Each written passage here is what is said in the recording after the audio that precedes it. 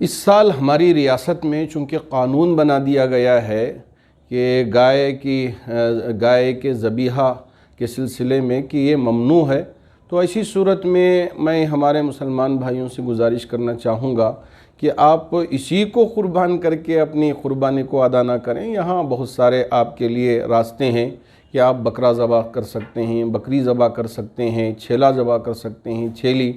اور اگر گائے یا بیل یا بھینس اس طرح یا اونٹ ذبح کرنا چاہتے ہیں تو ہماری قریب کی پڑوس کی ریاستیں ہیں، جیسے تمل ناڈو میں، وہاں کوئی ممانعت نہیں ہے، آندھرا وہاں کوئی ممانعت نہیں ہے، اور اسی طرح تلنگانہ ہے اور کیرل ہے۔ یہ سارے ہمارے ساؤتھ کے اسٹیٹس ہیں، یہاں کسی طرح کی کوئی ممانعت نہیں ہے۔ البتہ صرف ہماری ریاست میں یہاں ممنوع قرار دیا گیا ہے۔ تو اب یہاں ٹینشن کریٹ کرے بغیر اور یہاں کے قانون کو توڑے بغیر ہم اگر ان بڑے جانوروں کی قربانی کرنا چاہتے ہیں تو پڑوس کی ریاستوں میں قربانی کر لیں، لیکن یہاں اب لے کے آئے ہیں زبردستی، پھر اس کے بعد پھر گلا شکوہ کریں کہ پکڑ لیا اور مار رہے ہیں، تکلیف دے رہے ہیں۔ انشاءاللہ اس کا اچھا اثر پڑے گا آنے والے دنوں میں۔ خود ہمارے غیر مسلم بھائی بھی کہیں گے بھئی یہ تو کھانے کی چیز ہے، یہ تو ہم نے اس کو بھی مسئلہ بنا لیا ہے، اب آپ اسے شوق سے قربانی کریں، اب اس میں کسی طرح کی کوئی پریشانی نہیں ہوگی آپ کو۔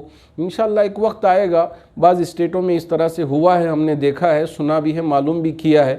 اب یہاں انہوں نے اسمبلی میں قانون پاس کیا ہے، تو اس وجہ سے میں مسلمان بھائیوں سے گزارش کرنا چاہوں گا کہ آپ اسی کی قربانی کرنے کے لیے زبردستی جانوروں کو لے کے آئیں، پھر اس کے بعد اسے باندھیں، اور اس کے بعد یہ جو شرارت کرنے والے لوگ ہوتے ہیں ان کو شرارت کرنے کا موقع فراہم کریں، یہ مناسب نہیں ہے۔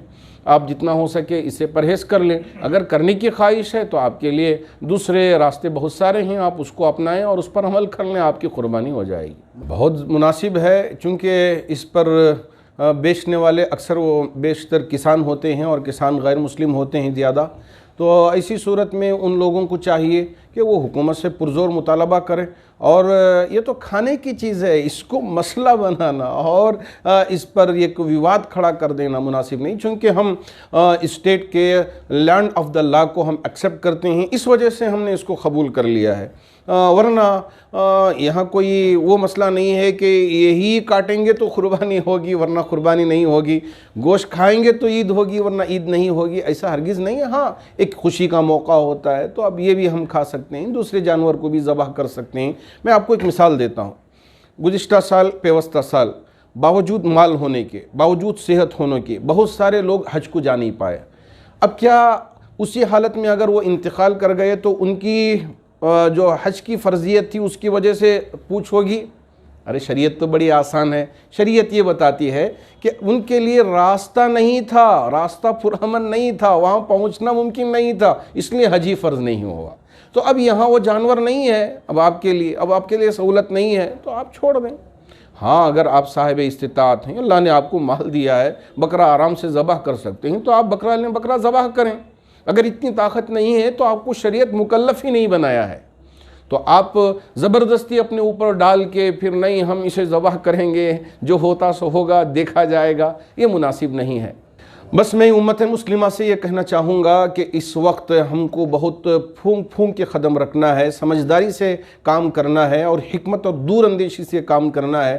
بعض دفعے ہماری یہ دور اندیشی حکمت ان غیر مسلم بھائیوں کے اندر ہی ایک جذبہ پیدا کرے گی کہ ان کے اوپر ظلم ہو رہا ہے، اور یہ بیچارے دیکھیے یہ باوجود اتنے سارے ظلم ہونے کے یہ خاموش بیٹھے ہوئے ہیں، تو وہ اللہ ان کو کھڑا کرے گا اور وہ آگے آئیں گے، ہمارا تعاون کریں گے، ساتھ دیں گے۔ اب میں ہمارے مسلم بھائیوں سے کہنا چاہوں گا کہ زبردستی کر کے کوئی ایسی حرکت نہ کریں جس کی وجہ سے ہم کو ہی شرمندہ ہونا پڑے۔